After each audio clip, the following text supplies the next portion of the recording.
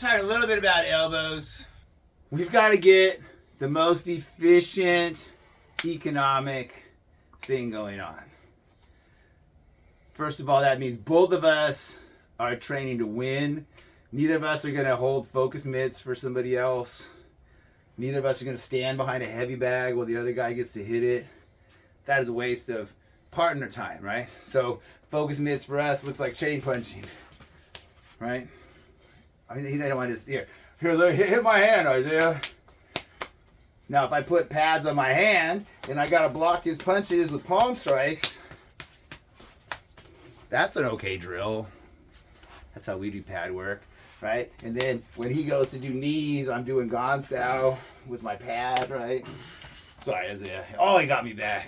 We can do that with gloves, stuff. But I'm not going to say, chase my hand over here, Isaiah. Chase my hand over here, Isaiah. Not if this is a beginner. I come to the gym to get muscle memory for self-defense, and then you're going to have me waste my time under stress going like this? No.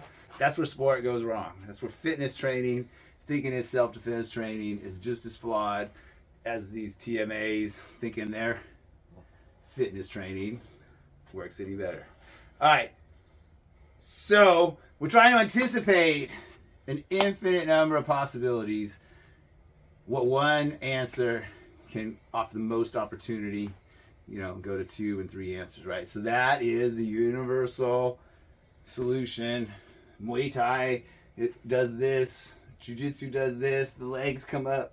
This is this thing. Tai Chi photos, Shaolin, right? Drop out a front stance, and it's down there. Extensions, yeah. But at the moment I beat that, he has to extend out, and just for the purpose of the demo, like that, right? And then he can do what we call the tugs.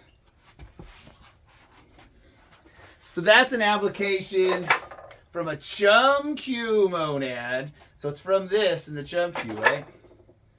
Isaiah's coming towards me, and as I go, put your hands, for demo purposes, make fists, right? So as I go, these are the elbows coming at me. As I go to meet him, I stick out here, right? I'm trying to go to get this thing above me, right? But the elbows, I run in out here, so I have to match them, right?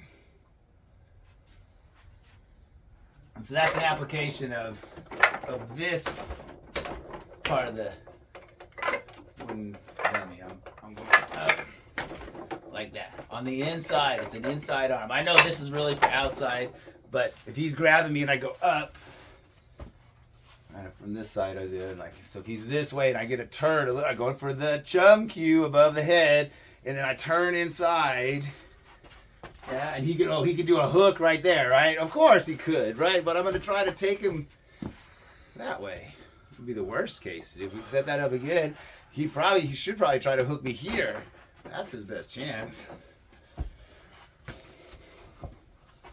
All right, back to food sound. So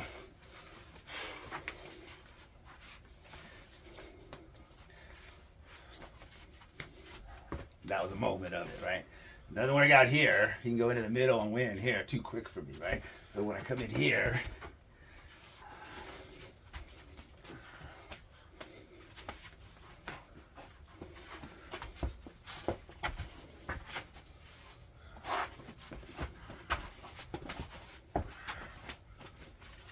look at the camera again.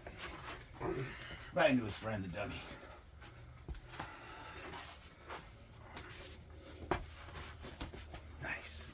Good. It's on camera. Nice.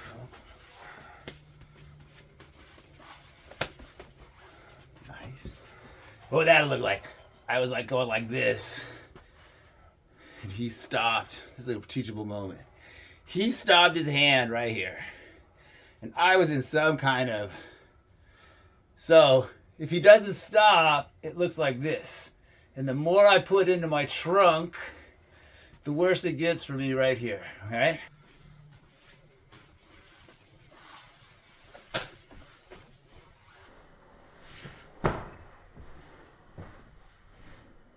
Doesn't stop, it looks like this. And the more I put into my trunk, the worse it gets for me right here. Sifu Blakely had this great point about the shoulder being able to do something. I agree. But this is one of our flaws of engineering martial arts. If Isaiah's doing one thing, yeah, and I beat it with my timing, whatever, and I pull off that, right? He is still doing this. He's still doing this when that is being successful, breaking the collarbone, right? And so then this thing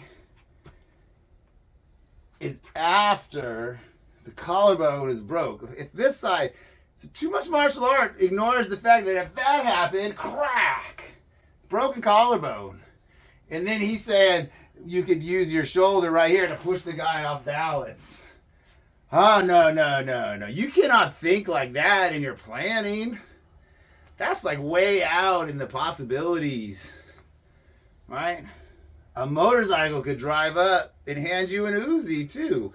I mean, it's out in the same realm of possibility, right? If an elbow's coming, you know, saying I can shoulder after the elbow is like, no. You have to be explaining all of those other, because I'm lined up square, right? So Isaiah, because he's lined up square, when I go for the elbow, he has time to move a shoulder or whatever, right? But if you're one of those 45-degree front stance styles and the guy's already here, you don't have that time because you gave the shoulder. Now move back to square, Isaiah. Okay, now there's some time, but if you're giving away, you're in another system. And then if you turn on your central axis, where are you going to go? I'm coming right down in here. So turn towards it, not going anywhere. Turn into it, right? Not going anywhere. Now, if he turns offline, turn that toe in as you do it, Isaiah, he can move it out of the way. Say what you want.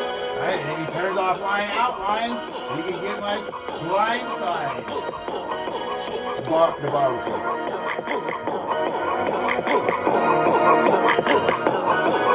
Damn!